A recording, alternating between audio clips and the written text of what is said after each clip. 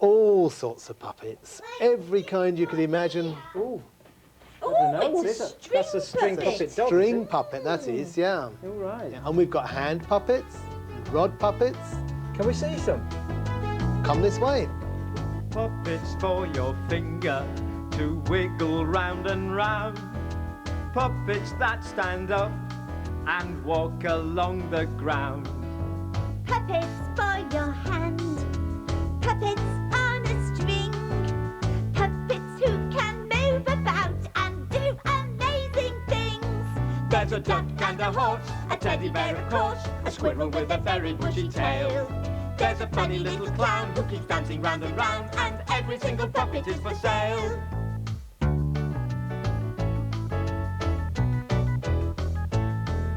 Shadow puppets, rod puppets, every sort is here. And with a bit of practice, you can be a puppeteer. There's a duck and a horse, a teddy bear of course, a squirrel with a very bushy tail. There's a funny little clown who keeps dancing round and round, and every single puppet is for sale. There's a duck and a horse, a teddy bear of course, a squirrel with a very bushy tail. There's a funny little clown who keeps dancing round and round, and every single puppet is for sale. And every single puppet is for sale. Right, here we are. There's the workshop. You go and stand over there. Right. And I'll come round to my workplace. Come on, Y. I'm Catch coming, up. wait for me. Right. Well, this is the workshop, and this is where I make the puppets. Right. And to put cat, then we have to have a cat's body. So Right. we get some wood, like that. Right. And that wood's always square when it's cut Yeah. up. So on the bandsaw, I cut the corners off, and then it looks like that, you see. That's nearly round, isn't it? It's nearly round, but not quite. So then we can take it over here, and we can fit it on the lathe. We turn it on there. Oh.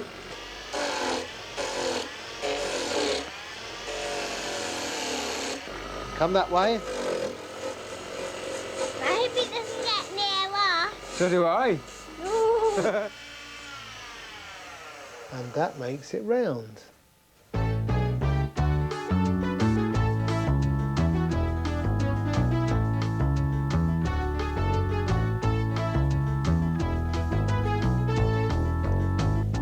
So paint it black. It's going to be a black cat. There we go. That comes through there.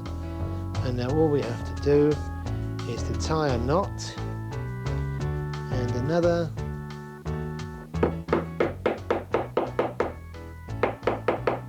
And that holds the neck on. So now we've got 4 legs and a head and a body. Now that's the body attached. So I'll put him up there. And we take the tail string, which goes through the end of the control bar. Well, let's try him out.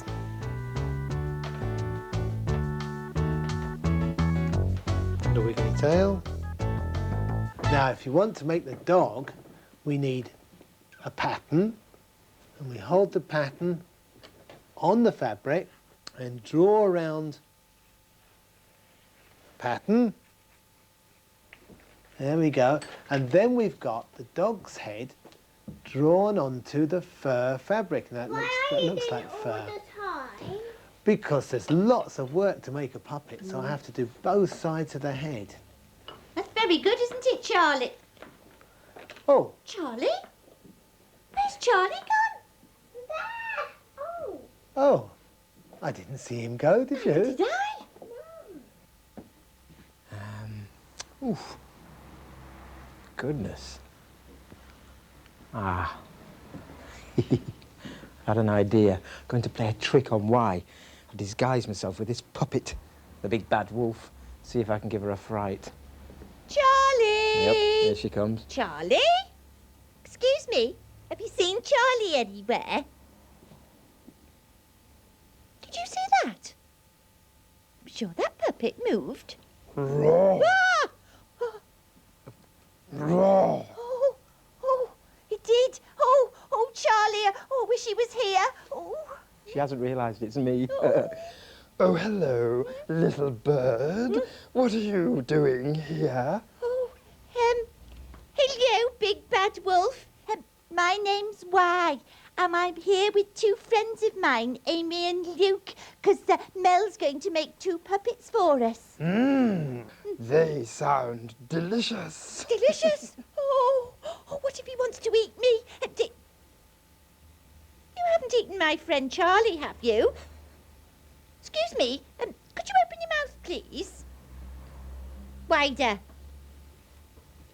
Charlie, are you down there? Raw.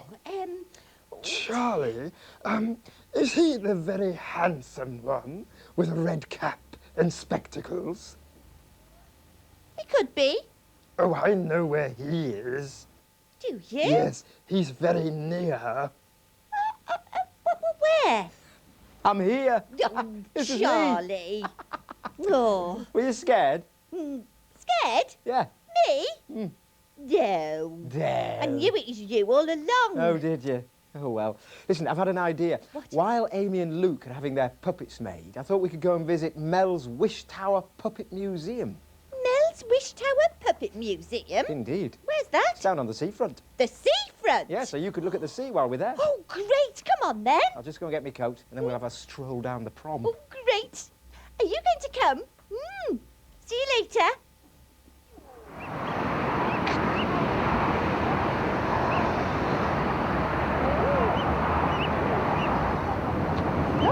Charlie! What a strange-shaped building. Yes. It's a bit chilly out here.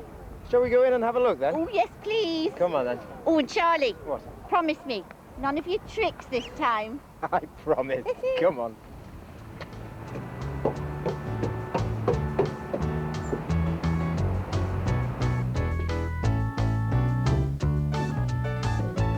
What an amazing place, why? It's a museum full of puppets. Marvellous. Oh, look, Charlie. It's Punch and Judy. Yes. Very famous old puppets. Do you know, his nose nearly touches his chin. Who does that remind you of?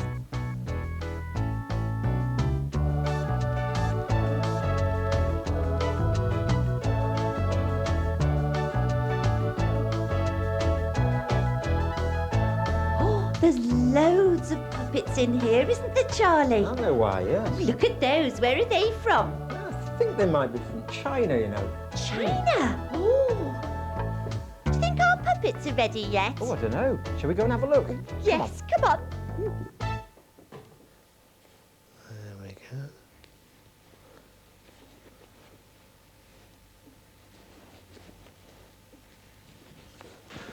Body on there. And we can place the head onto the body. And we start sewing under the chin.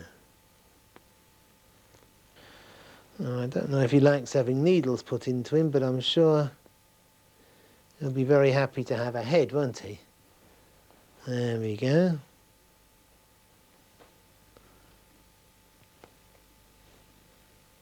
Cut off the thread, and there we have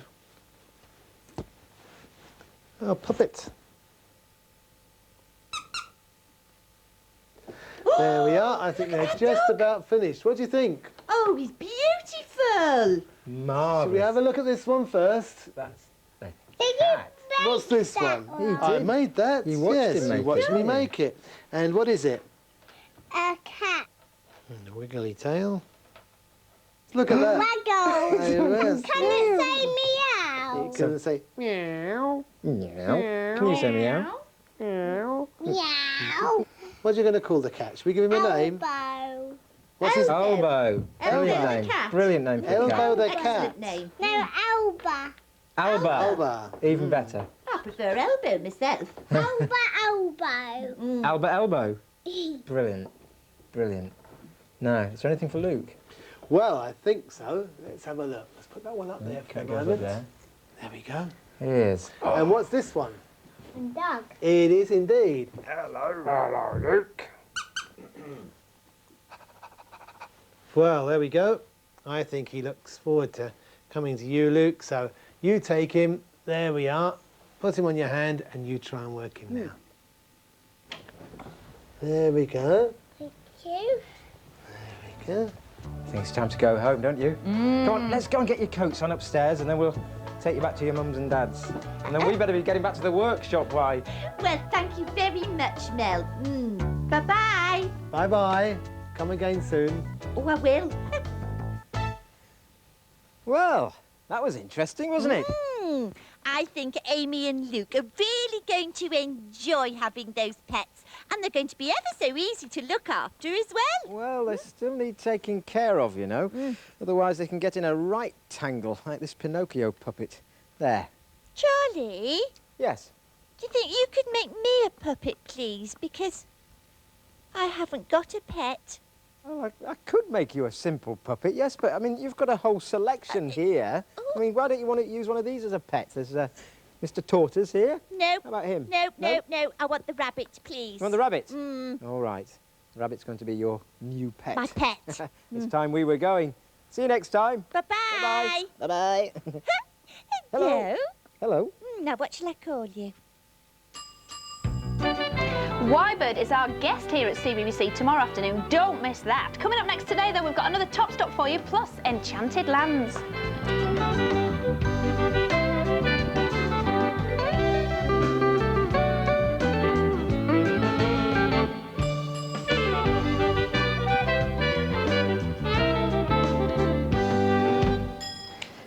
It's the start of another week, which can only mean one thing. It's time for another one of these.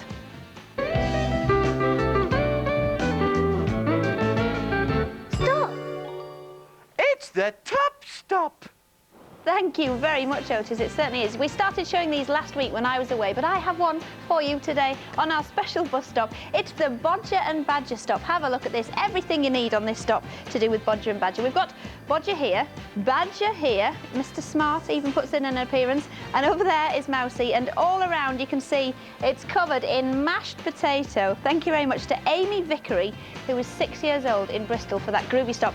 And don't forget, you can see Bodger and Badger a little bit later on this afternoon. And Amy, I've got to tell you, you have won some goodies. You got yourself some Playdays stuff that you can see right there, and a book rather like this one at the back. We'll pop those in the post to you. Thank you very much for sending us your top stop, Amy. And don't forget, you can keep sending them to the usual address, and I'll show you another one tomorrow afternoon. Thank you for that one. It's time for Enchanted Lands now. Another journey in that wishing chair.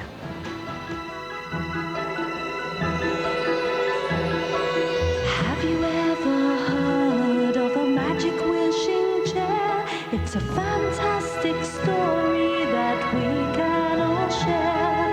A world of enchantment is at your command, and days are full of laughter in this enchanted land. Days are full of laughter in this enchanted land.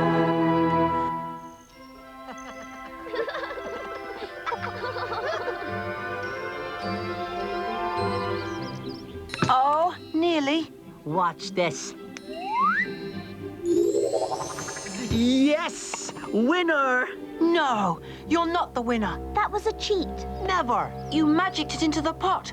I saw you. You're always doing that. That's how you always win. You cheat. No, I do not. Yes, Jigs, you do. We're fed up with your magic. What a miserable, ungrateful pair you are. You're glad enough when I use magic to get you out of trouble. We don't need your spells. Then I'm off. I'll go and find somebody less selfish, somebody less rude.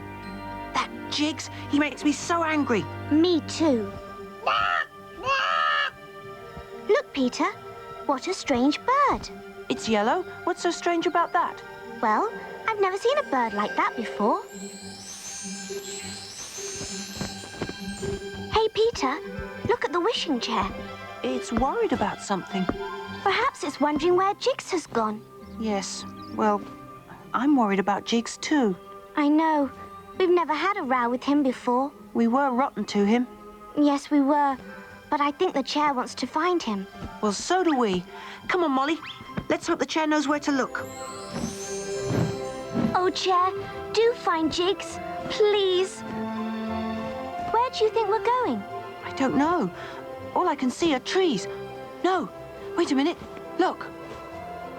Do you mean that enormous tower? That's it. I think the chair's flying straight there. Look out! Watch it. That was the yellow bird again, the one we saw at home. Oh. Peter, do you think that bird captured Jiggs and brought him to this tower? Well, that might be why the chair flew straight here, but look, the tower's got no windows or doors. So how can we find Jiggs even if he's in there? I don't know, but I wonder who owns the tower. See you tidy my smell cupboard properly, young Jiggs, or I shall be wrathful. Oh, yes, the enchanter Clip-Clap will be full of wrath. The enchanter Clip-Clap? You won't like my wrath. Oh, no, I shall shout and stamp my foot. Ah! So, jolly well watch it. We're going to need help to get into that tower. I should say you will and no mistake. Molly, are you putting on a funny voice? It's not me. I'm very sorry, but it was the voice I was born with, and my name's Harriet. I didn't mean to be rude. Least said, soonest mended. That's what my auntie always says. And she lives in the cellars under the Enchanter's Tower, so she should know, shouldn't she? Well, yes. What should she know? How to get into the tower, of course. Oh, do keep up. We mice are very quick thinkers. Now you come along and have one of my Mistress Dimple's biscuits. Thanks. Oh, but we haven't got time for biscuits. Then how are you going to get down the mouse hole? What mouse hole? The mouse hole that leads to my auntie's home under the tower, of course. Without that biscuit, you'd soon get your finger stuck in that little hole. And your toes. Not to mention your other bits and pieces. Other bits and pieces? I told you not to mention your other bits and pieces. Oh, do come and get your biscuits. Excuse me, Harriet.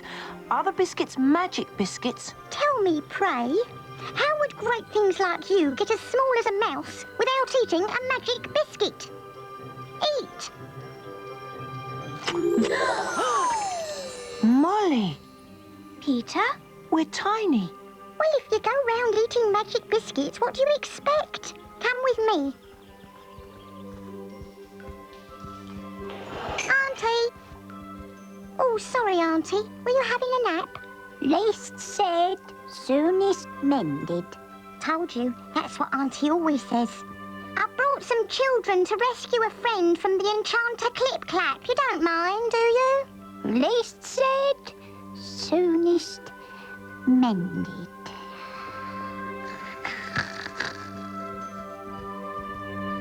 That way.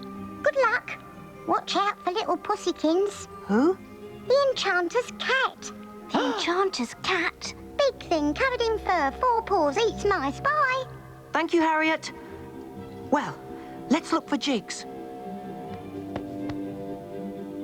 Jiggs must be somewhere through there.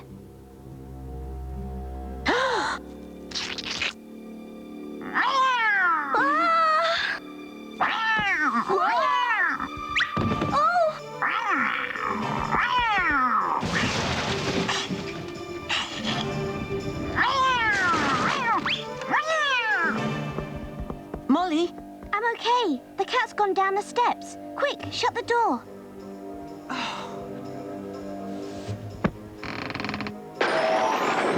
It's the Enchanter. Come on, Molly. We have to hide. What about the cat's basket? Okay, follow me. Oh, my favourite stool. Destroyed, ruined. Now, what's the mending spell? Oh, yes. Blah, blah, under the weather. Something, something, back together. Ah! Oh! Oh, little pussykins. Oh, once a tickle then. Hello, you're not little pussykins. Dear, oh dear, you've been at the magic biscuits, haven't you? But I know how to deal with this, oh yes. Bones, bigger bones. Oh dear, I think I've overdone it. You're not very good at spells, Enchanter Clip-Clap. I know, don't tell me. One's magic powers fade, you see. That's why I need the help of a bright young pixie like Jiggs. I suppose you're his friends, aren't you? And I suppose you've come to rescue him. Dear, oh dear. Slap your forehead. That's the spell, yes? Molly! Peter! Oh, Jiggs, There you are. Jigs! I knew you'd come to find me. All three of you can stay and help me. I want these magic wands polished. See if you can stop them doing that. It really gets on my nerves. Right, I have to go out again. Well, go on. Get on with it. Jigs, are you all right? Oh, yes. Clip-Clap's not a bad old stick. He's just a bit noisy. Anyway, we've got to get away from here. I know. I'll try and find Harriet and her auntie. Yes, they could ask Mistress Dimple to make the wishing chair so tiny we can bring it into the tower. Then Jigs can magic it to full size, and we can fly out when the enchanter comes back. How about that? That was going to be my idea. Be careful where you put those great feet. Harriet! You brought our wishing chair. I know I have. Auntie and I just hauled it all the way up these great steps. Oh, thank you, Harriet. We'd hoped your Mistress Dimple would make it tiny for us. Well, she did. That's why it's so small. I told you mice think very quickly. Come along, Auntie. Thank you, Harriet. Jigs? I'm already on the case. Brilliant, Jigs. Let's get aboard. Oh, no. It's the enchanter. He's back. Quickly. Jigs, come back this minute. Sorry, Clip-Clap. No can do. You won't get away from me. Oh, yes, we will. Ouch! Oh, that was really rather painful. Poor old Clip-Clap. I feel quite sorry for him. Ah, well, we're safe now. I'll try a shaving spell. Ooh, ah, oh. That was great, Jigs. Thanks. And how did I do it? Well, with a magic spell. So, magic spells can be useful sometimes, can't they? Oh, Jigs, yes. Of course they can. We're both sorry we had that row. Yeah, me too. Oh, I feel years younger. Let's have some music. I can still do a spot of magic after all.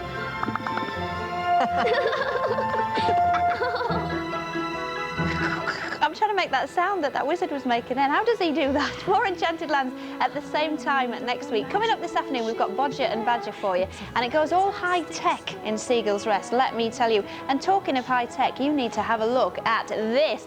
This is a groovy computer, which we're going to be giving away tomorrow afternoon in our observation station. So make sure you look out. I'll be setting a question, and you could find yourself winning that. That's tomorrow afternoon. Talking about tomorrow afternoon, you want to be watching this.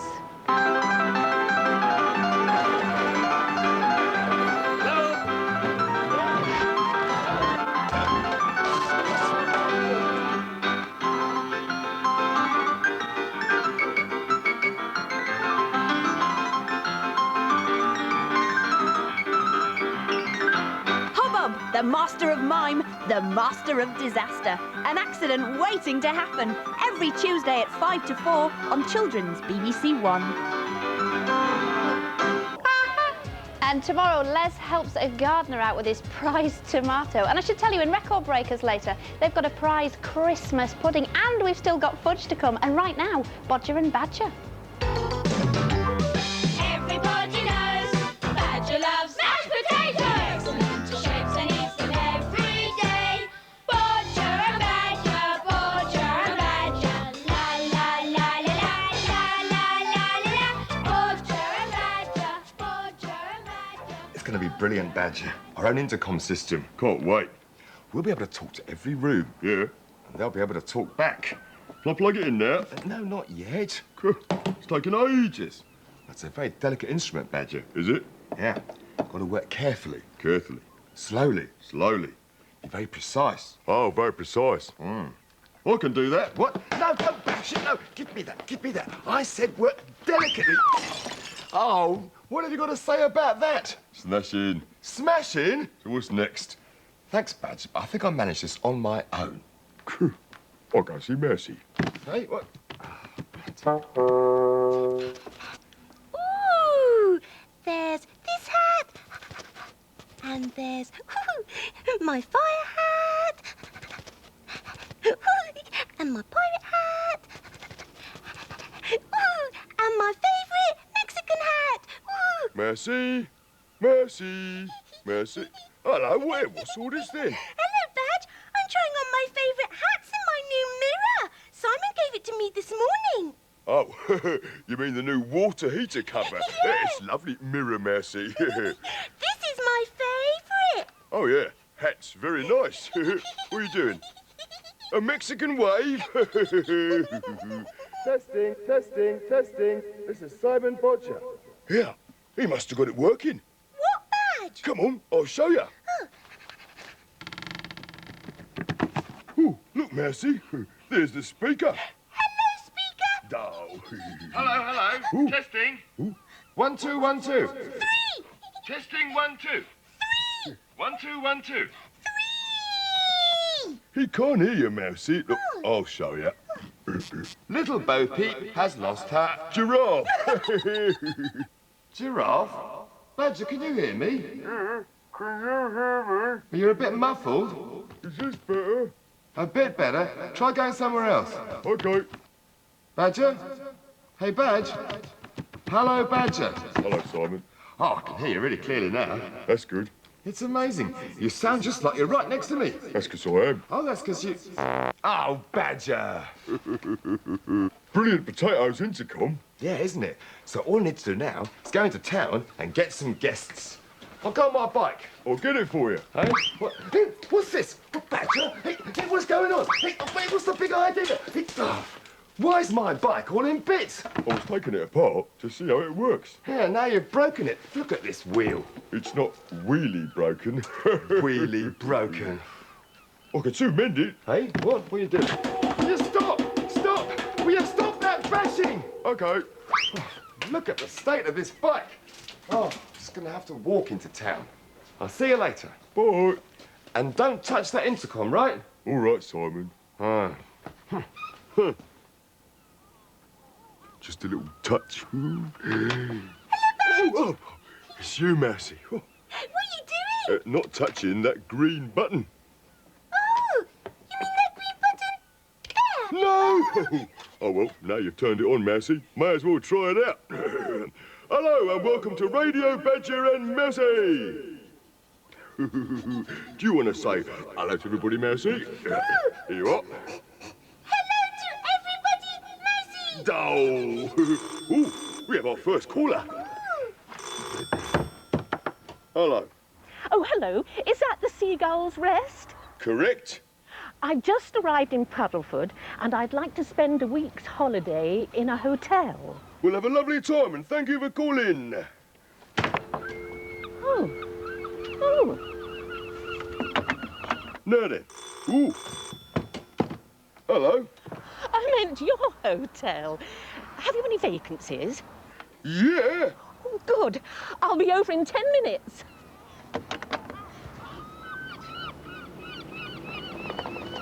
Oh, booking potatoes, Mercy. We've got a real live guest coming here.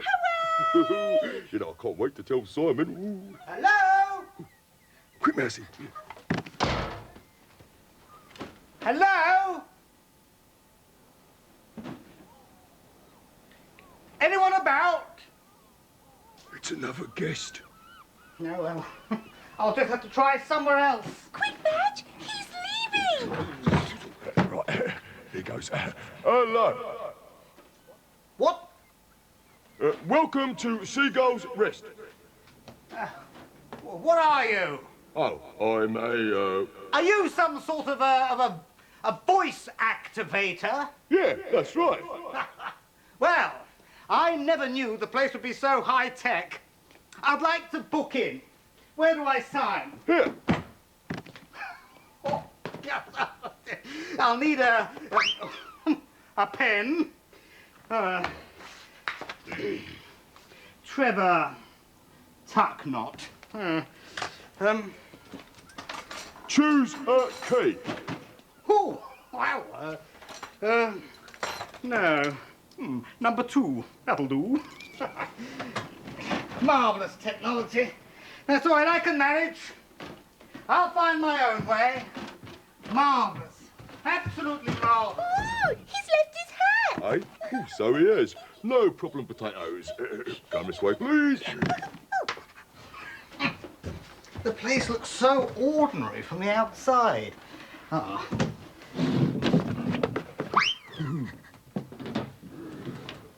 Oh. What? How do they do that? Come on.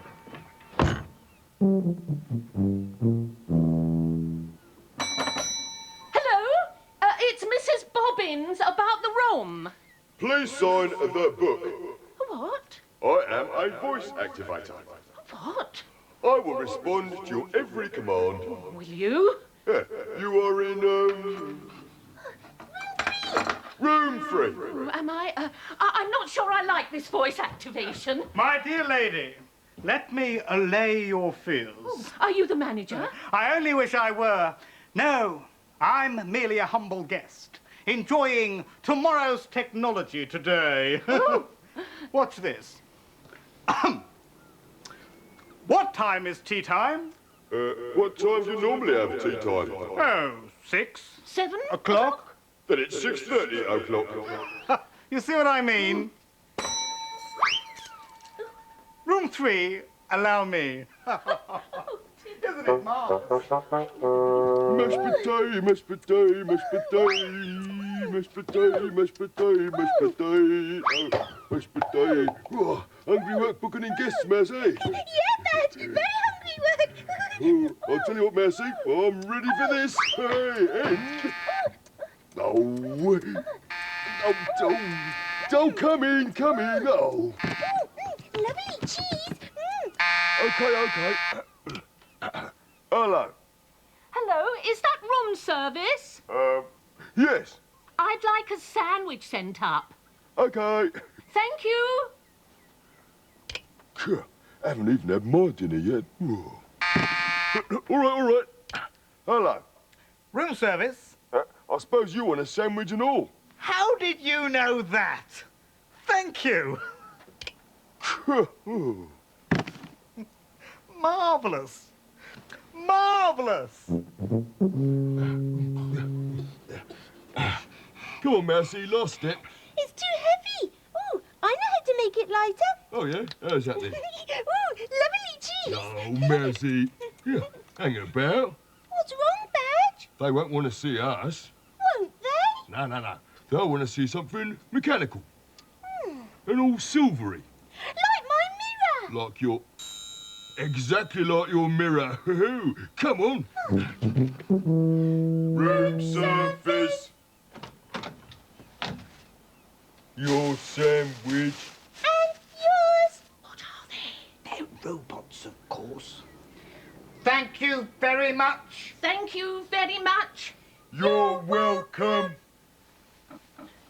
It's just wonderful, isn't it? But it must have cost a fortune. I'm so pleased you made me stay.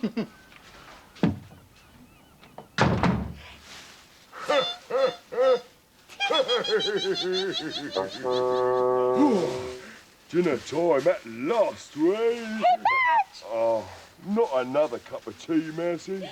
Yes, and Mrs. Bobbins would like more custard creams, please. Right, there you go, Massey. And I'll bring the biscuits. Biscuits. Oops. It's all go, innit? Oh. I'll tell you what, Massey.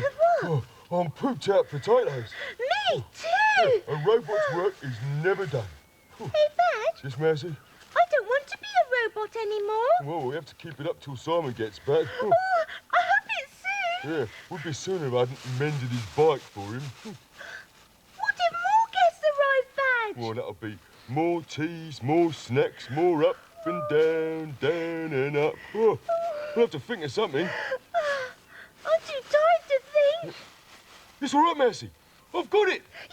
Yeah? We invent our own robot. No! And then we have to make him sandwiches. Oh, no. He'll do all the work for us. Hooray! I like robots. Yeah, and I know just what we're going to use.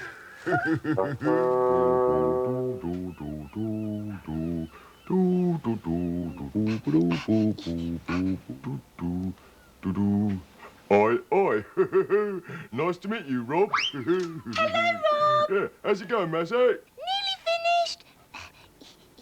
Finished. Oh, great stuff, Massey. In that case, it's time. To turn the hose on. Exactly. And I will put a mash in. And a 1. Hey. And a 2. Hey. 99. 4. And 100. Is it ready now, Badge? It certainly is, Massey. Because this is the big moment where Rob the robot will now attempt to mix up an entire paddling pool of mashed potato all by himself. Isn't that right, Rob? OK, here goes, and... Woo! Woo! It works, Badge! Of course he does, Massey. Woo! Hey! Hey, you're a star. Hi, Badge, I'm back. Oh, hello. Have you booked in? Booked in? With the voice activator. Voice activator? Oh, I have. It's wonderful, isn't it, Mr. Tucknot? Oh, yes. This hotel has the very latest technology. Wait till you try room service. Room service? All done by robots. Robots? We've seen them happen, Mrs. Bobbins. Brought us sandwiches. Yes. We can't recommend this place highly enough. Wish I was staying longer. Me too. A week will fly by in a place like this. I have a feeling that my stay here is going to be completely stress-free. Oh. That's a good mashy mixer, isn't he, Badge? He's a mega master mashy mixer, Mousy. Oh, we're stuck. Oh, I know what you need, Rob. Oil. Go and get some. Hey.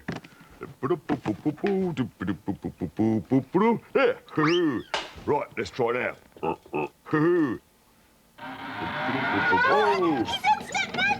Oh, yeah, much better, yeah.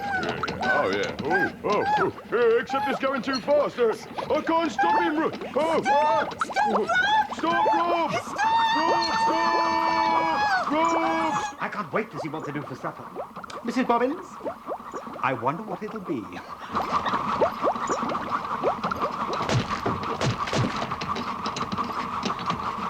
Mashed potato? I'm very sorry. I'm very sorry. I really am. Supper is served.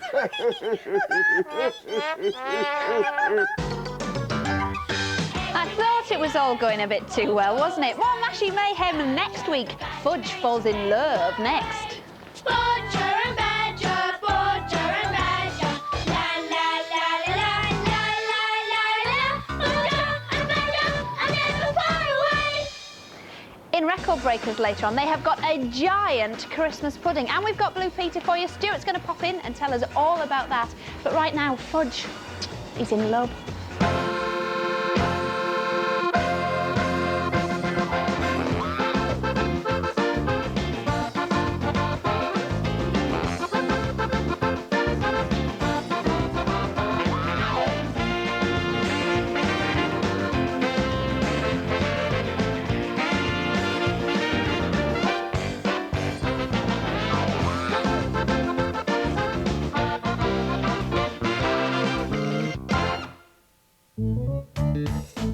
I've noticed, just when I get comfortable with things, something happens to turn life upside down.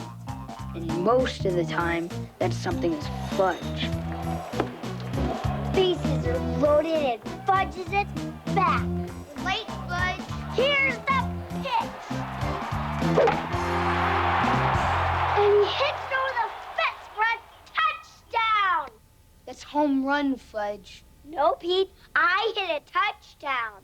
Look, Fumble Brain, you score a touchdown in football and hit a home run in baseball. I was playing both, Pete. Let's go and take off my hat. I can't. I'm in the middle of a game. Fudge, please, you can borrow one of mine. Take it off now. Make me gladly. Oh.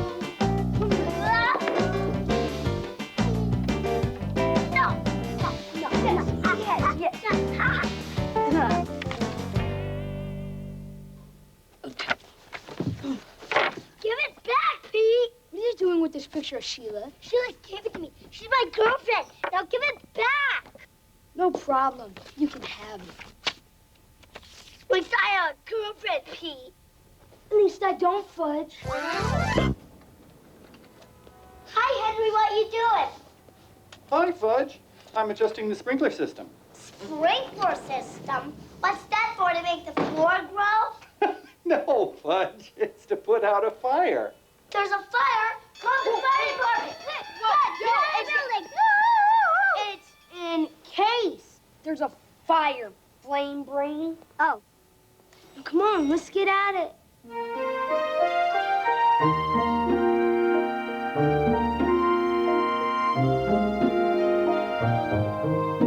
Good morning, all.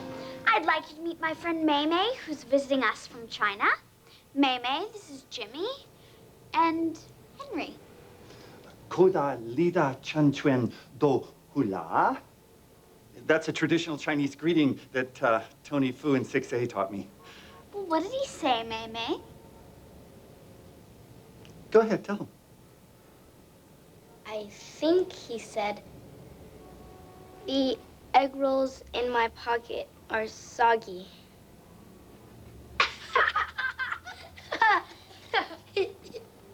Well, Mei Mei's parents are in Washington, D.C. on business, so she's staying with us for a couple of days.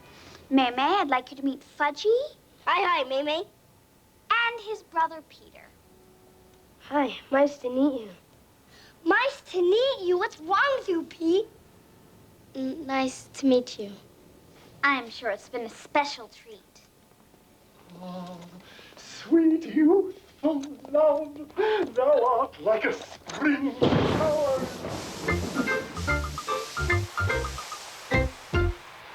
So, it's the original calculator. It's called an abacus. Okay, Mei Mei? What is 3,368 plus 7,435? 10,803. How'd she do that? I don't know, but how'd she do that? That's what I said. No, I'm talking about what she did to Peter. You don't think Peter and Mei Mei, they fell for each other the moment they met? I never thought this would happen to one of us. Okay. Let's see if anyone can solve a problem quicker on paper than Mei Mei can on the abacus. Everybody ready? Go.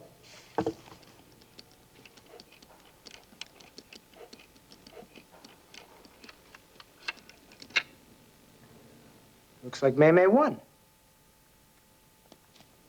Unless you've got the answer, Peter. Peter? Yes? What's your answer? Marco Polo?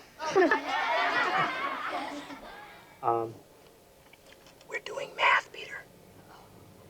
And I'd appreciate it if you pay a little more attention. He'll whap it again.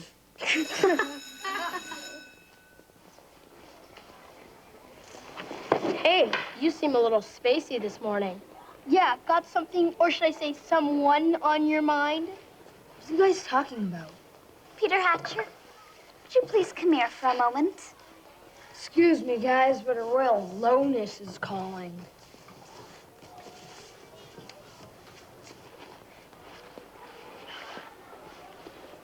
Hi. You sure know how to use this albatross. Thank you. For your information, Peter, it's abacus. And how would you know? You weren't even paying attention. What do you want? Actually, I don't want anything. But Mei Mei is interested in learning how to play baseball. And for some reason, she wants you to teach her. Would you mind? My brother in China would be very surprised. I explained to her that to seek your instruction in anything is a waste of her time. Excuse me, Sheila, but I think she was talking to me. Sure, I'd be happy to. How about tomorrow in the park? At noon. Yes, you're so kind. Thank you.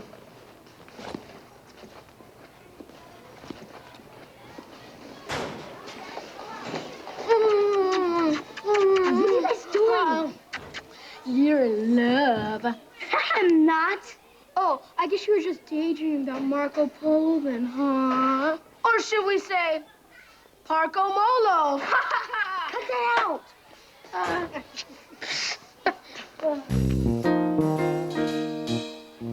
got to get a grip on myself.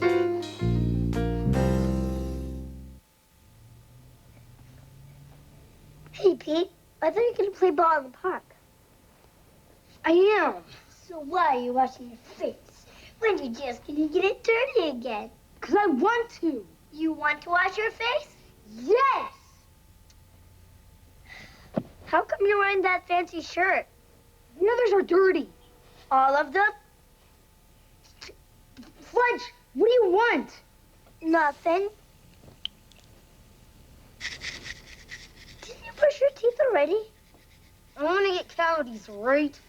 Can you get cavities playing ball, Pete? What? Fudge, leave me alone. Okay, don't have a crow. It's cow, Fudge. Right, Pete. Get out!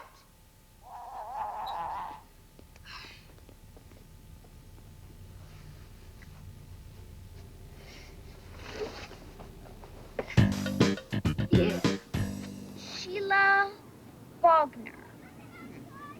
Sheila Bogner Tubman.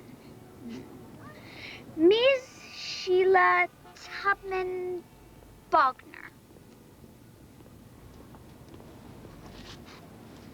What do lovely young women in China do when they fall in love? Many girls are shy. It's mostly in our imaginations? Yes. That's nice. Unfortunately, that's not the way it works over here. In this country, imagination just isn't enough. Here, you've got to be a little more forthright.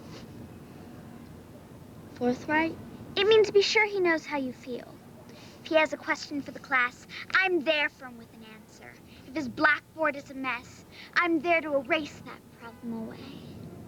Sounds like a lot of work. The good ones are hard to find, Maymay. When you find one, you have to let him know. Understand what I'm saying? I think so. Good. Trust me, they're not all like Peter Hatcher.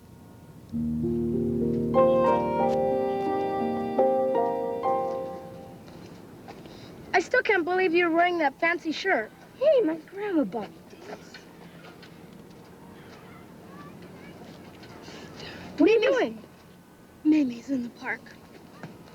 And she's got a glove. What, didn't I tell you guys? Tell us what? Well, you see, Maymay wanted to learn how to play baseball, so I told her she could join us. No big deal. You asked a girl to play baseball with us? And not just any girl, but that girl?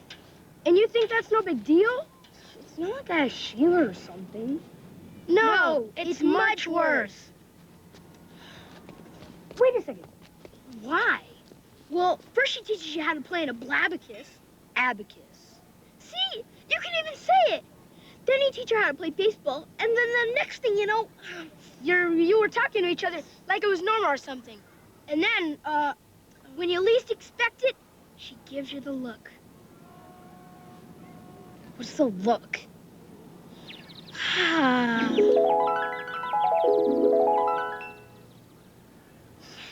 Once a girl's giving you the look, you're as good as married. You guys don't know what you're talking about. Hi, Peter.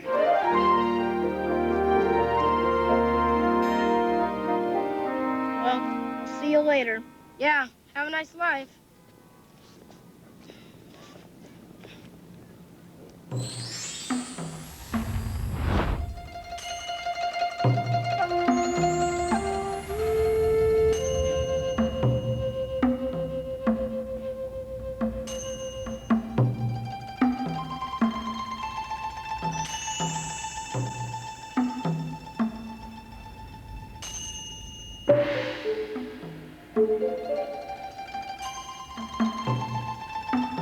Excuse me, sir, but what's going on? You're getting married. Silly watermelon head. What? Now? But I can't. Why not? You like my name, don't you? Sure, but... She gave you the look, did she not? Yes, but... Then there is nothing more to be said. You are to be married. Now, But... Hey, Pete, does this mean I get the whole bedroom to myself? Peter? Are you okay? Peter? Peter? Peter? Yes? Are you feeling all right? Oh, yeah. I mean, no. Not really. It's my head. Your head? Yeah. And my knees. And my knees, yeah. Your knees. Yeah. Maybe you should go home. We can play catch another time. Good idea. Bye.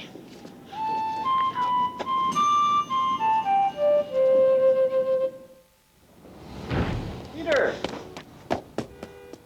Peter?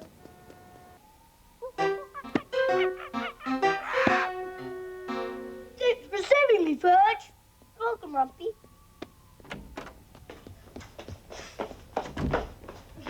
Boy, I hope he made it. I'm sure he did, Fudge.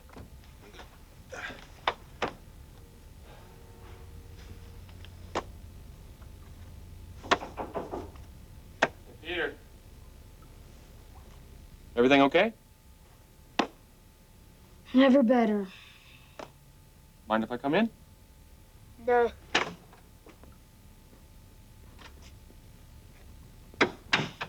So what's up? Something happened with Jimmy and Arnold? No, not really. You want me to keep guessing? Someone gave me the look. The look? You mean this? No, Dad. I mean, I got the look from a girl. Oh. You mean the one with the fluttering eyes, the twinkling teeth, and the blushing cheeks?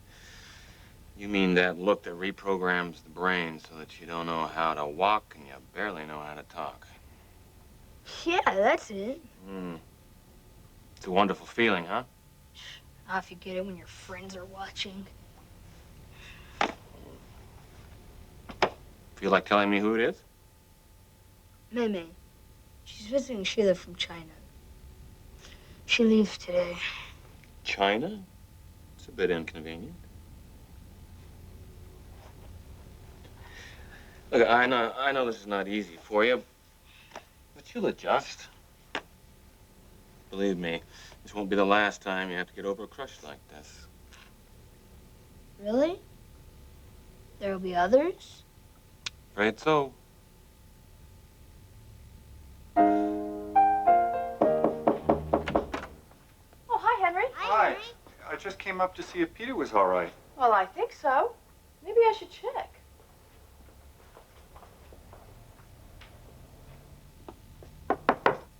Come in. I was just telling Peter about the moment I fell for you. Oh, it was one of those rare days in the city when the sun was shining and the air was crystal clear. We were in Central Park. And? We were in a restaurant. It was raining. I remember it like it was yesterday. Well, perhaps you're remembering the day before. I don't forget these things. You were wearing pants. No, Warren, you were wearing pants. I was wearing a flower print dress. To match the flower I picked to put in your hair. Oh, I don't wear flowers in my hair. I never wear flowers in my hair. Maybe I'm thinking of Annabelle. What? I can't believe you're confusing me with Annabelle. Maybe I should leave you two alone to talk.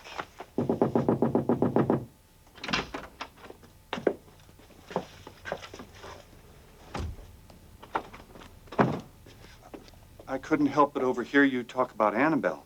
You know Annabelle? Of course I know her. She came to me first. She did? Oh, yeah. Still does on occasion. I come into the kitchen in the morning, and there she is looking at me through the window with that same dull, dumb, sideways look in her eye that says, feed me, feed me. Henry, what an awful thing to say about a woman. Sounds like Annabelle to me. Woman? I was talking about a pigeon. Oh, well, we were talking about the early days of our romance. Funny. I thought we were talking about me.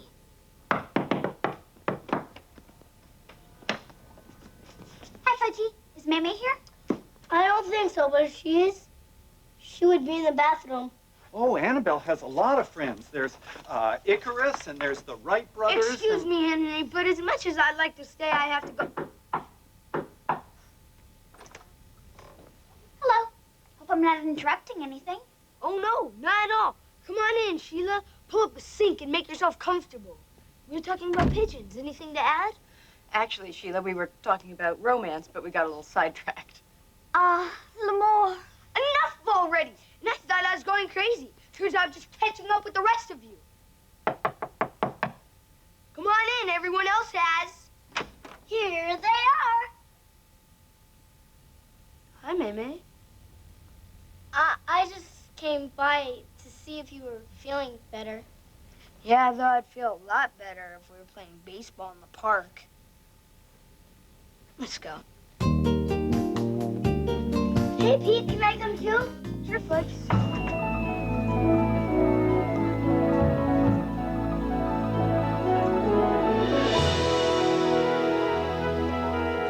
All right, Mamie! Yay!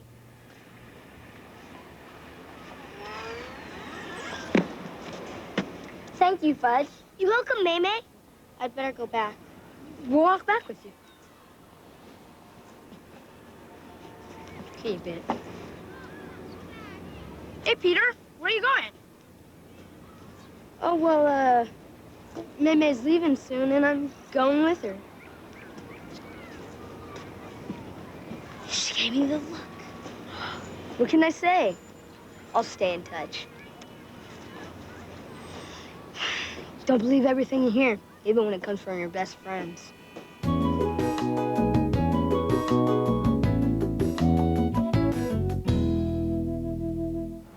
Top advice Great there, don't you advice, that. think? Yeah, I never believe anything you say. Oh, but I believe It's not everything true. you say, and Of I course, believe it's not every true. time you come and tell us what's happening in Blue Peter. Well, you might not believe me today. You might if I tell you that Gary Barlow, Elvis Presley, Jarvis Cocker, who else? Bono from U2, they are in the studio. They are physically in the studio. Get away. But I as we can't say anything more than that. Also, it's true. Do you believe me? No. Also, It's it's some true, they're in the trick. studio. Also, do you know what happens to an aluminium can when it gets recycled? No, but Well, I bet you're going to tell us. Richard's going to tell us. Is he? Funny because Oh, he's on a marvellous. bike, actually. He's cycling and recycling. No. It's true. It's true. Do you like that? I like that, That's yeah. a good idea for the link. I'll go and rewrite that now. Oh. We'll go and put that in. See you later. Right, yeah, cheers. Cycling and Bye, that's all recycling, guys. 10 past 5, Blue Peter, don't miss it. Time now for more relived records in Record Breakers Gold.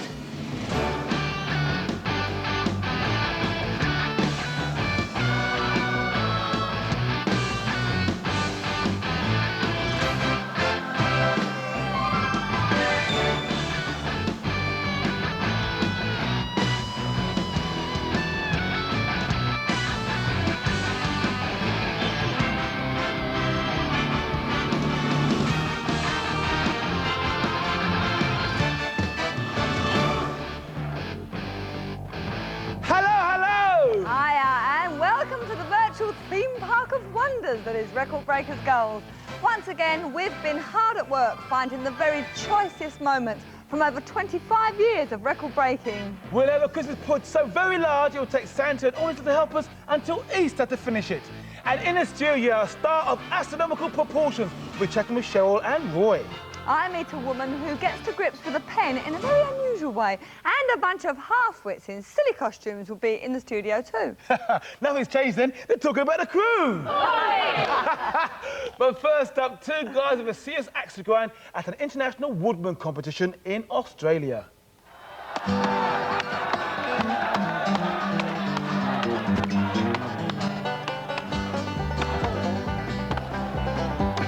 David Foster in the blue shirt is from Tasmania and is recognised throughout Australia as the undisputed champion, having won the all-round titles at every major show.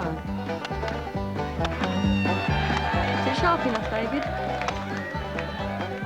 Melvin Lentz from the USA holds the world record for the standing block chop in an astonishing 22.5 seconds. Today at the Sydney Showground, they're going for a man-to-man chop-out. G'day, Melvin. I suppose we had a toss for the blocks?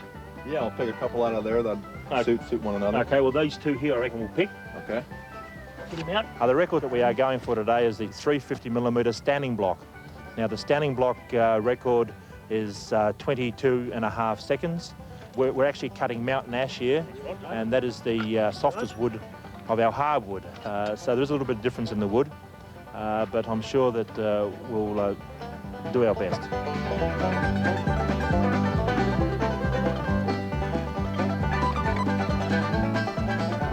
The blocks have to be held in specially made cradles to hold them steady. Each man marks the wood where he wants to cut, and the nails are hammered in to stop the wood splitting.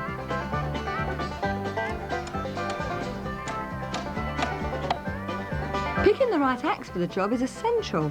So here we go for that world record chop-off. Stand your wood. Get set. 1 and 2 and 3. He's put his first 2 blows up, but unfortunately that hasn't done the work that Melvin was looking for. He's gone 2 up, 2 down. The 15th blow front doesn't look like it's going to happen. He's gone in the back. The axe is stuck on his first couple of hits, so that's going to cost Melvin heaps of time. He puts 2 more down. He's coming at it. He's punching. He's stuck a little bit on the punch there. That's going to cost him vital time. He puts 2 more down. He's got it off. Melvin's going to be very disappointed with that cut. The official time for that, Melvin, was 30.9. The wood wasn't all that good. No. A bit firmish. Yeah, a bit firmish, yeah. Compared to when I set the record before. Yeah, yeah. Righto, David, you ready? Yes.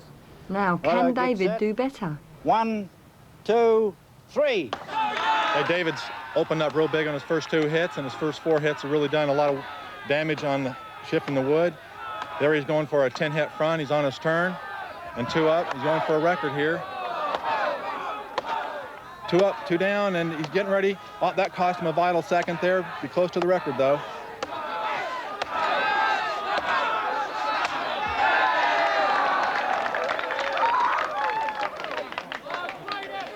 Well, official time then, David, was 23.3.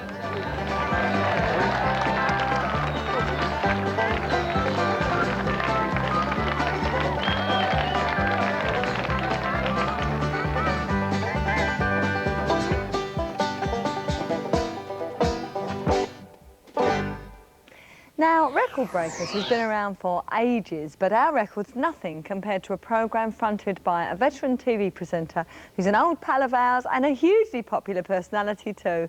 All in all, a real star. Close one eye, doesn't matter which one, and then hold up your finger. Patrick Moore in full flow on The Sky at Night, which first appeared in April 1957, 6 months before the launch of Sputnik 1 and the start of the space age. Since then, it's been on the screens every month and has been presented by one man, making it the world's longest-running programme with the same presenter. There is definitely a lightning over there now, George. Can you see it? It's coming out. Yes, there is the moon. I can see it for the moment. No, it's gone again. Let's welcome the world's most famous stargazer, the author of over 60 books and xylophonist extraordinaire, Patrick Moore!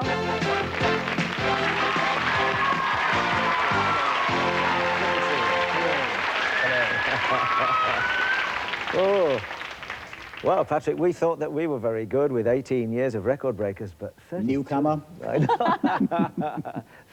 32 years. What's the secret? Well, the secret is, quite frankly, it's the subject. And after all, the sky is all around us, and I think everyone's bound to be interested in it. That's why the programme's lasted so long. Now, I've got to interrupt. I think you're being modest there, because I'm sure your popularity has a lot to do with it. Not a bit. It's purely a subject. Also, remember this. We began in April 1957, when astronomy was still a way-out subject. In October, up went Sputnik 1. Astronomy came down to Earth, and I was the man in possession, which is why I'm there now. But you're such a colourful character on the television. Do you ever get fan mail? I get an awful lot of letters, about 30 a day, and they all have to be answered because so many of them come from youngsters who want to know things, and you can't leave those unanswered, so my ancient 1908 typewriter works overtime. But presumably, when the Sky at Night started, it was live. Did you ever have any hair-raising moments? Quite a number. The classic, of course, that everyone seems to remember, was the time when I opened my mouth to make some world-shattering pronouncement and in flew a very large fly. And to my eternal credit, I swallowed it. And then my mother had the answer later. I said, yes, darling, so nasty for you, so much worse for the fly. I suppose it was. And when we had a Russian astronomer to do a live program, only when he'd actually come into the studio did I realise he spoke no English. And that was quite hairy. Oh, yeah. It's difficult to pick out any particular instance, but do you have any favourite times? Yes, a rather personal one. Way back in 1959, the Russians sent their first rocket round the far side of the moon that we can never see from here, and got back the first pictures of the moon's far side. And they actually used my charts at the side we can see to tie up their pictures. And I was on the air live when these pictures came through, sent by the Russians, and that was quite a moment, because I didn't know what was going to happen. And I heard Paul Johnstone, the producer, speaking to me. He said, pictures of the other side of the moon coming up on your screen in 20 seconds, scrap everything we planned, do it off the cuff, good luck. And up on the screen came the first picture of the other side of the moon, and luckily I recognised a feature I knew, so I hope I gave what was an intelligible commentary. The nose of the man on the moon, of course. It wasn't the nose, it was a thing called the Sea of Crises. Very appropriate, I thought at the time. Now, how about the future? Are we in for any records in space? Well, I think we are. We've just had one major record, don't forget, the Voyager 2 probe past Neptune, which I may say, after a journey of 4,500 million miles, lasting over 12 years, got to Neptune exactly within 6 seconds of the appointed time. British Rail, please copy. We've had that one. And now, of course, next year, we're going to have the launch, we hope, of the first space telescope of any size, and that's going to be tremendous. Oh, marvellous. But how about your future? Now, after all these years, have you got any ambitions left? Well, I think I've got 3. Speaking as a leg break bowler, I'd like to go through a complete cricket season and make 100 runs with a bat, which I've never done. I'd like to go to the moon, but of course it would need a very massive rocket to launch me. And thirdly, I would love to play a xylophone duet with Roy. Oh, I knew you'd say that. Well, how lucky, because it just so happens I have a xylophone here in the studio. What a coincidence. What would you like to play for us? What about the 2 imps? How appropriate. Off you both go. Which imp do you want to be? I'll be the top imp. Right. I'll be the bottom imp. 2 now.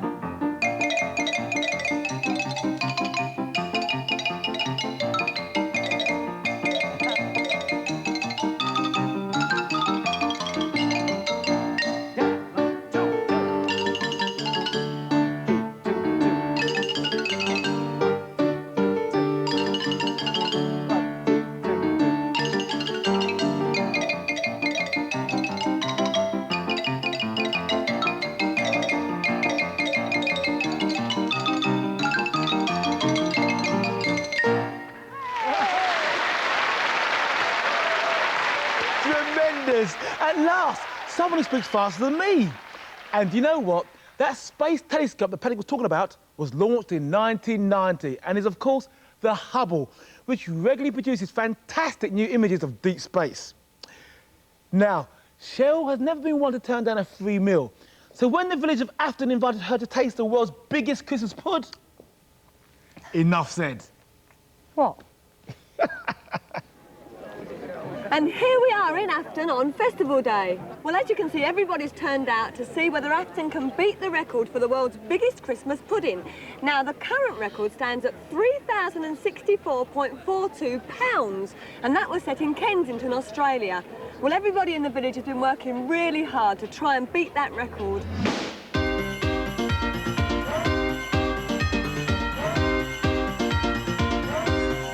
Started over a week ago when a lorry load of ingredients were mixed in a concrete mixer.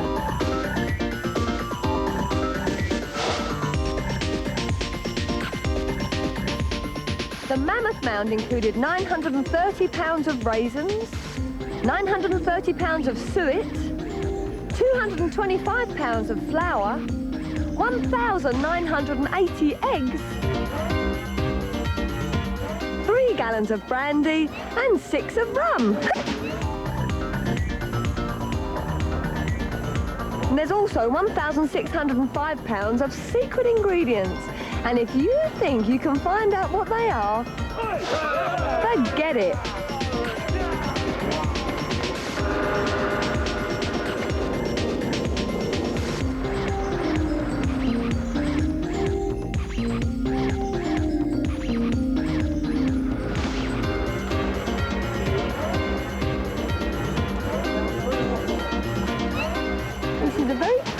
thing to do, to be the official pudding maker? Because there's only one pudding maker, isn't there? Yes. Now, why did they choose you out of all the people in the village? Don't know, really, unless it is because I have the secret recipe and we've sort of always been connected with it, and I don't know. Perhaps they think I look like a pudding. Well, whichever way you look at it, it's a dieter's nightmare of 11 million calories. And the moment's arrived. We're about to find out if this year's Afton pudding weighs in as a record breaker. Ladies and gentlemen, I'd like to announce that 1992 famous Afton pudding weighs 7,190 pounds. That's more than double the previous record, so Afton holds a new world record!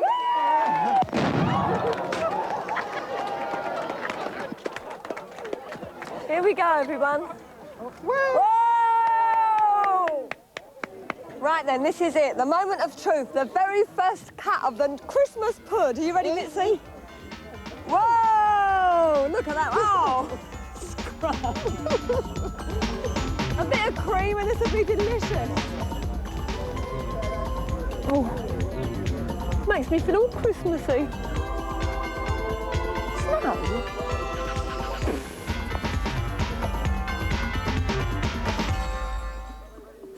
It was raining a minute ago. Now, not a lot of people can do this. It's called mirror writing. Try it at home. I don't know why I can do it. I think maybe because I'm left-handed. I don't know. Oops, get the S in there. So, that's what it looks like in the mirror, and this is what it looks like the right way round. Record breakers, little tiny S. Now, once in the States, I met someone who can do this kind of thing and much more besides. This is Chester Middle School in Chester, Virginia, a perfectly ordinary American school, although the pupils here think it's better than most. Judy Hall, who teaches here, appears to be a perfectly ordinary teacher, but that's not quite true because Judy has an amazing skill which certainly other teachers don't have. She can write with both hands and feet, blindfolded simultaneously, upside down, backwards. She can do a lot. Judy, is it really true? Believe it or not, it is true. Well, how did you find out you could write with both hands and both feet at the same time? Some family members were sitting around looking through the Guinness book. You know how you thumb through and look at all the weird things? Yeah. And we ran across a category that said the ultimate feat in writing under handicap or funny writing would be writing with both hands, upside down, backwards, mirror imaged at the same time while blindfolded. I knew from when I used to write backwards when I was a kid, just as a code or silly things. Yeah. I knew I could write backwards. I knew I could write upside down. I knew I could write with my left hand. I used to think it was really cool to be left-handed. So I practiced all summer writing with my left hand. So I knew that I could do each thing, and I was pretty sure I could put it together, so I tried it, and it worked. So I decided to write a letter to Guinness and just ask, this is what I can do, is this what you're talking about? And while I'm composing this letter in my head, I thought, I can grasp things with my toes. I have long toes. I'll bet I can pick up a pencil and write with my toes. So I gave it a try. My husband thought I had lost my mind, but it worked. And so I wrote that in the letter that I could do that. This is the first time on TV that Judy Hall is going to write in mirror fashion, upside down, with both hands and both feet at the same time. And to prove that she's had no chance of practicing this sentence, I'm going to ask one of her pupils to think up a sentence on the spot for Judy to write. Now, who has got the sentence? It's you, Johnny, isn't it? And Mrs. Hall hasn't heard this sentence before? No. So can you tell us now, what's your sentence? Super teacher. Super teacher. That's typecasting, I think. Judy, away you go.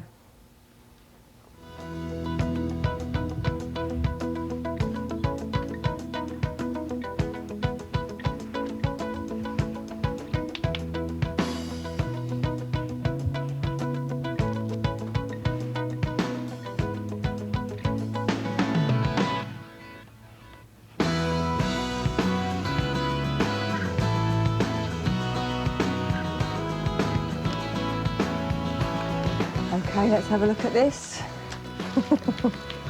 Super teacher. Now, how did he think of that, Judy? Sounds good to me. I think he's going to get an E in front. Yay, look at that. Look at that. That looks really That is fantastic. Let's see the ones you did with your feet. Yay. Fabulous. So let's have a big cheer for Judy Hall. Yay! And the great thing about Judy is she can get her pupils' homework marked really quickly. She does 4 books at a time. So for our big finish, we've got a bunch of complete idiots. Oh, were you there, Chris? No, but you were with the half-wits.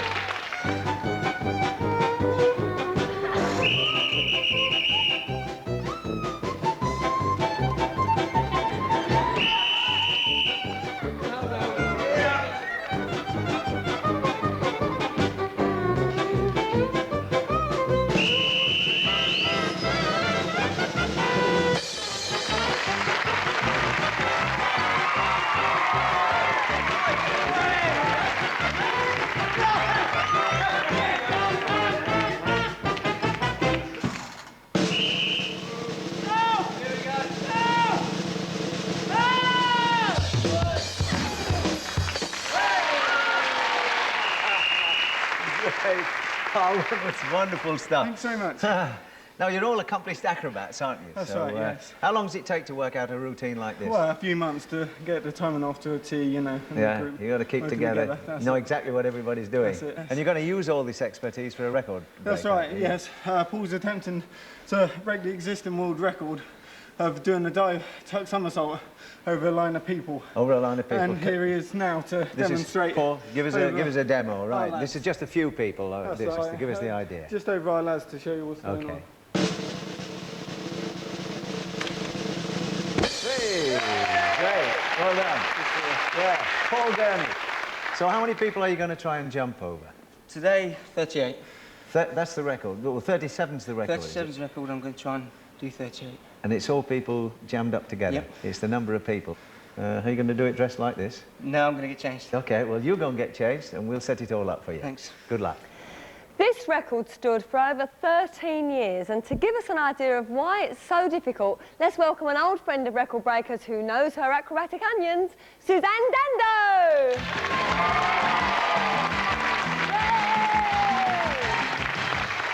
Good to see you. Good to see you again. Welcome back again. Thank you for asking me back. It's always good to be on Record Breakers. Now, I know that you used to do somersaults in your routines, but was this the kind of thing you did? Well, I spent many years doing somersaults, but certainly not over lines of people. Mine were always on the asymmetric bars and on the balance beam, so I don't envy this at all. I mean, 38 people he's got to jump over. It's a lot of people, and what he's got to do is, obviously the somersault has got to be high enough and fast enough, but it's power, but it also depends on technique, because if he gets as much power out of the tramp head as possible, he can't take it all up in height. He needs to carry a lot of that power forward to actually get to the end of the line.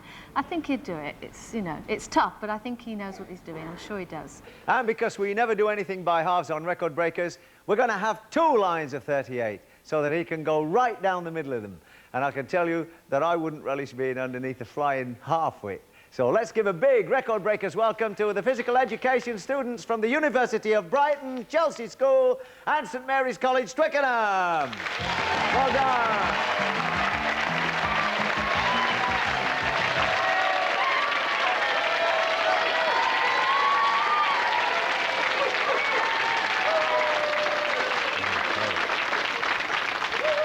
And the real reason that we've got two lines of people is, of course, for safety's sake. We don't want anybody to get hurt. The only person taking the chance, really, is the person doing the jump. And we wouldn't advise anybody to even try this with half a dozen people, because the jumper has trained for 10 years in order to be able to attempt a record like this. So, first of all, I think we ought to all turn around to face the oncoming traffic. Right. Now we need to squeeze up as tightly as possible. Get really, really, really friendly, because it's the number of people in the line, not the distance, although this distance is round about 8 meters. Are we all set? Everybody ready?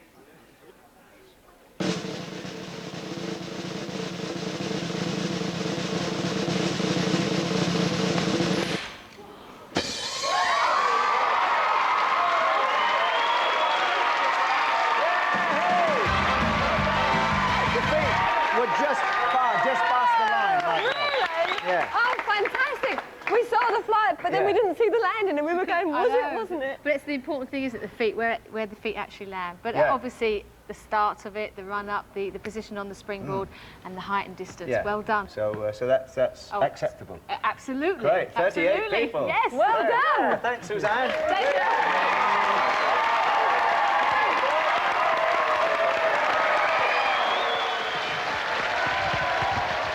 Yes, well done there, Paul. And the other half-wits, hey. What about that, Chris? Oh, fantastic. I want to do that thing. What, break the record? No, I want to be the clown, the policeman, jumping over the halls, all that funky stuff. Oh, well, that can be arranged. There you are. It's now official. Chris Akabusi is a half-wit. Bye. No, I didn't mean that. Bye.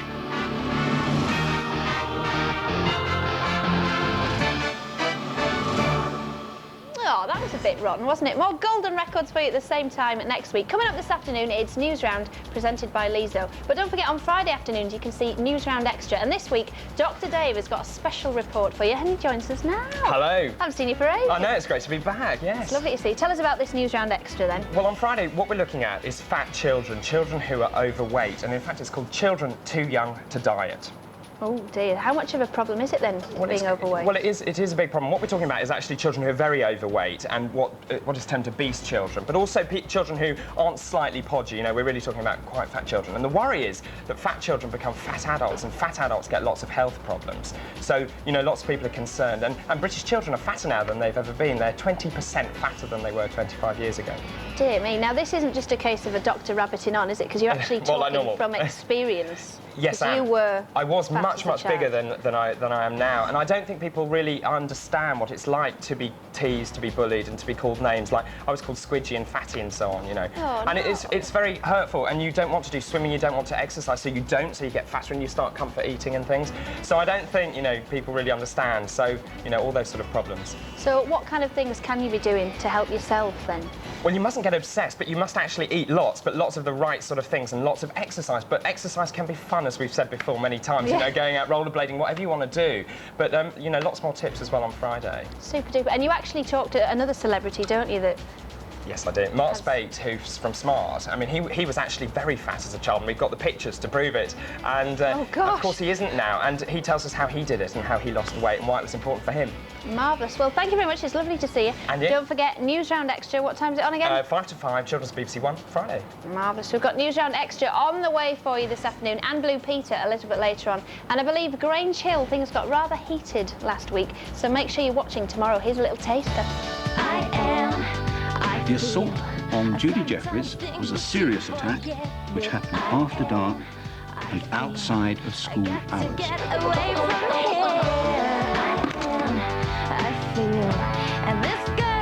Obviously, it was very worrying. I want to see Judy. You know it's going to be a scar, don't you? What she needs is to be rid of the likes of you. That's what she needs. Now, I really think you should just go. Grange Hill, One drama not to be missed. Tomorrow and Thursday at 5:10 on Children's BBC One.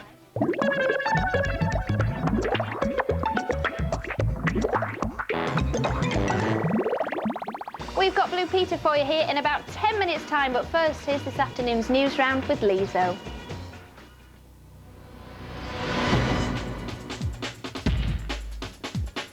The prince is to get most of Diana's fortune.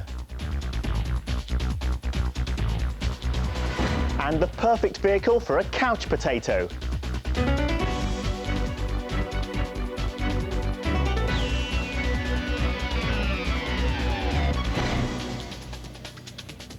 Hello, details of how Diana, Princess of Wales's money will be shared out were revealed today. Much of the £21 million she left will be given to her sons, Prince William and Prince Harry. The man who was her butler and her 17 godchildren will also have a share in her fortune. Kate has the details. It's now 6 months since the funeral of Diana, Princess of Wales, after she died tragically in a car crash. Since then, lawyers have been making the final adjustments to her will, the document which decides who receives her fortune. Princes William and Harry will get the biggest share, though they'll have to wait for the bulk of the money until they're 30 years old.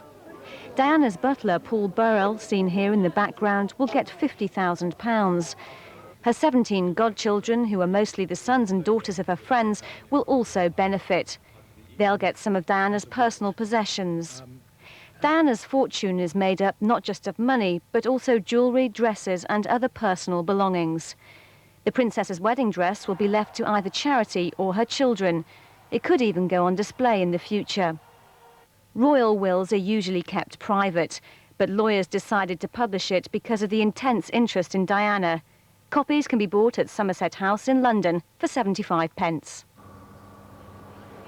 More than a quarter of a million people took part in yesterday's huge countryside march, which virtually brought London to a standstill. It was the biggest demonstration in the capital for more than 10 years. They came in their thousands. Hundreds of buses and dozens of special coaches brought demonstrators from all over Britain. Old and young, they'd come to protest because they wanted to highlight their concerns about the countryside. It's been a brilliant day, and we've come here to stop the Labour banning hunting and so on. And how do you feel about that? I think we should be able to have the freedom of our choice and be able to do what we like. I think there's so many people that want to stop Labour banning it that I think it'll definitely make a difference. I think it's going to make a difference because we're actually saying what we want to do, not people not to control our lives. Yesterday's turnout doubled the number at the previous countryside rally last July.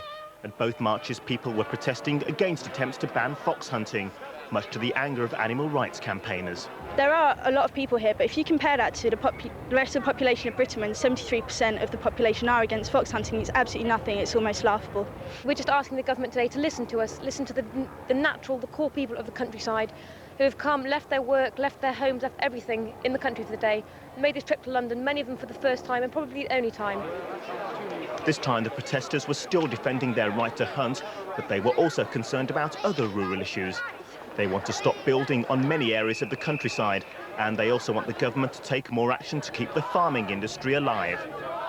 The march organisers hope that the huge number of people at the rally will persuade the government to take more notice of them. They could find out how successful they've been when the proposed bill to ban fox hunting is again discussed in Parliament at the end of the week. Other news, hundreds of people have lost their homes in mudslides caused by heavy rain in Peru. Floods destroyed bridges, railway lines and brought down power cables. The flooding has been blamed on the El Niño weather system. England's troubles are continuing in the fourth Test match against the West Indies. Needing to bat for a day and a half to save the game, a short time ago they'd scored 5 runs for no wicket.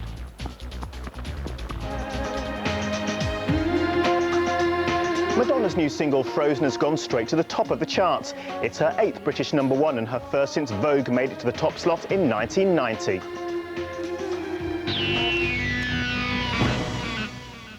Now to the story of a group of children who got so fed up waiting for their school bus in the rain, they decided to do something about it.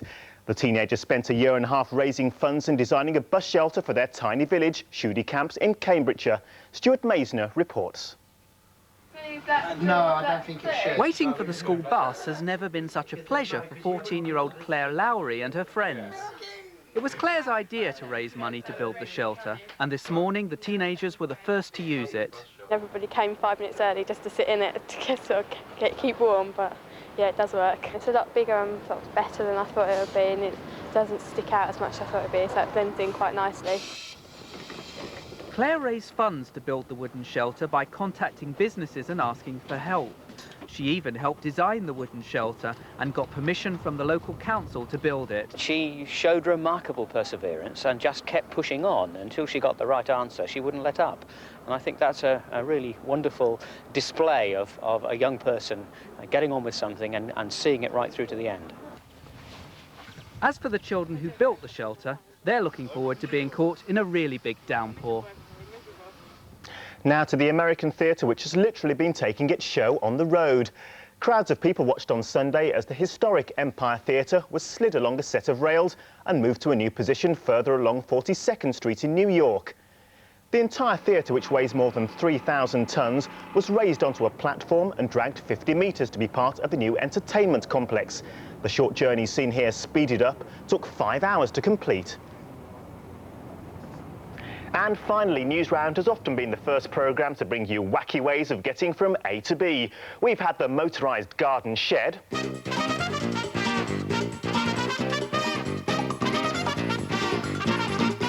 And how could you ever forget the rubbish skip that thought it was a car?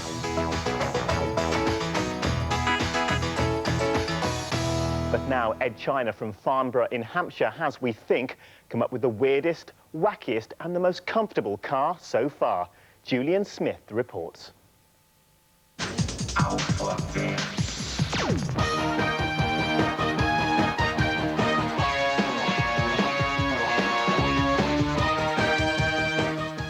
It may not be the most stylish looking car on the block, but Sophie, as she's known, seats 3 in comfort and has a top speed of 40 miles an hour, which isn't bad for a sofa.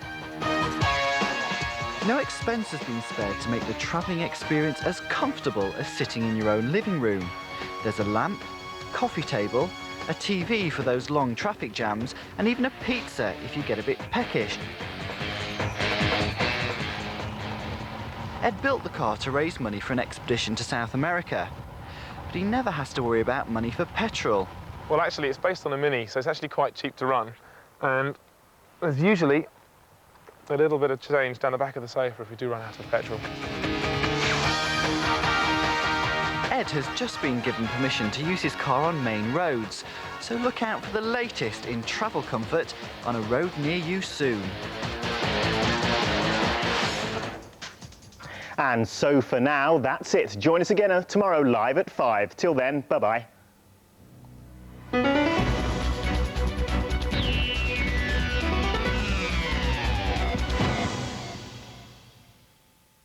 Can't wait till Saturday morning, then fast forward to the weekend with Live and Kicking on Friday afternoons. Yep, we've got too much to cram into Saturdays, so now we're on Fridays as well. Twice a week. Twice the pleasure. 2 for the price of 1. And that means you can start the weekends earlier than ever before. Saturdays. And Fridays. Fast forward to the weekend. L&K Friday. Every Friday at 4:30 on Children's BBC One. Does that mean that Zoe Ball's going to be on TV again? I think it does. I'm very excited about this week's show on L&K Friday because Kylie Minogue is going to be there performing her new single, Breed. I love Kylie. Now, apparently last week, Otis was getting very strange faxes from a Richard Goodfellow. Now, he got fish, he had potato, and I've been sent bacon this afternoon. Very confusing, but I can only presume that you're rather excited about the fact that Richard